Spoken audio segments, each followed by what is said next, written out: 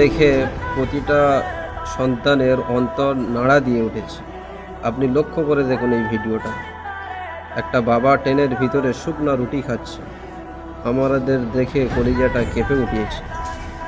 হ্যাঁ, এটাই একজন প্রকৃত পুরুষের পরিচয়। নিজের সুখ আরাম ত্যাগ করে পরিবারের মুখে হাসি ফোটানোর নামই হলো দায়িত্বশীলতা।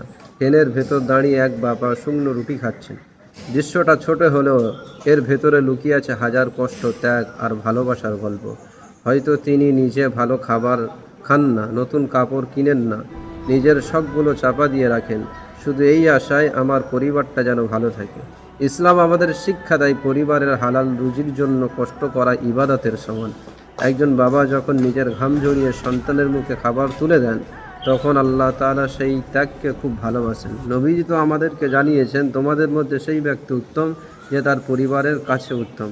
আজকের এই দৃশ্য আমাদের মনে করিয়ে দেয় প্রতিটি বাবার নীরব কষ্টের পেছনে লুকিয়ে থাকে সীমাহীন ভালোবাসা। তাই বাবার ঘামের মূল্য বুঝুন,